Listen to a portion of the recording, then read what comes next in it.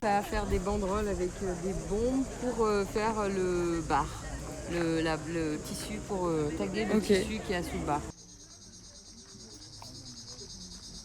Je suis Daniel Gilet Jaune à Saint-Clair-du-Rhône. Donc Saint-Clair-du-Rhône, une petite commune entre Lyon et Valence. Et nous nous sommes fait remarquer pour avoir mis en avant le référendum d'initiative citoyenne en toute matière dès le mois de novembre sur le rond-point. Et c'est là où s'est passée à Saint-Clair-du-Rhône la conférence qui a réuni Étienne Chouard, Yvan Bachot, Léo Giraud et Maxime Nicole, Flyrider. C'était le 8 décembre, donc, qui a popularisé la question du RIC pour devenir quasiment une des revendications principales. Et puis quand on entend référendum d'initiative citoyenne, entendez bien, initiative citoyenne, c'est à notre initiative. Il ne faut pas attendre qu'un maire nous le donne, qu'un député ou qu'un président nous le donne.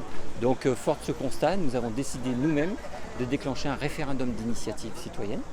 Et donc il a commencé donc, par une conférence de presse qui s'est passée le 22 décembre 2018.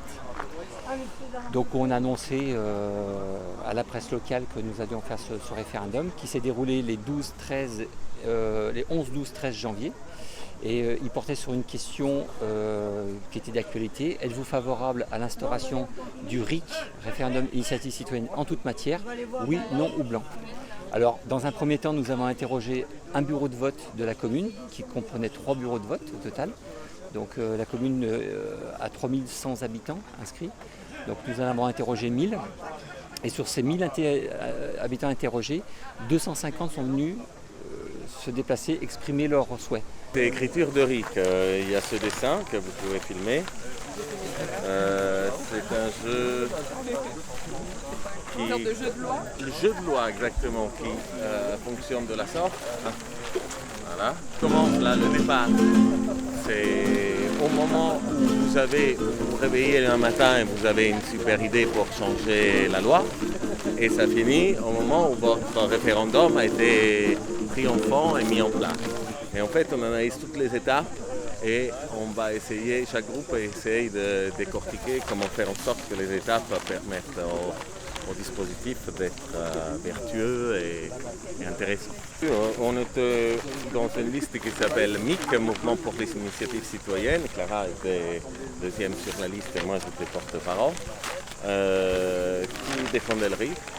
Et c'était une des 36 listes aux élections européennes. Mon Dieu! Mon Dieu!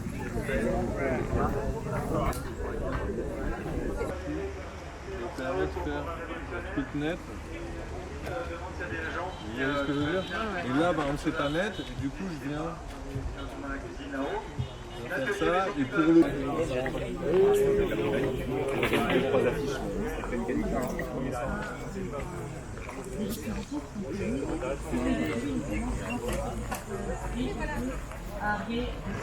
Là pour l'estreinte des libertés, donc en premier lieu la liberté de circuler.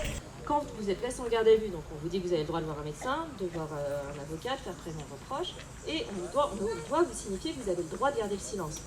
Et ça on ne le dit pas forcément en fait, on doit vous le dire, mais c'est un droit que vous laissez.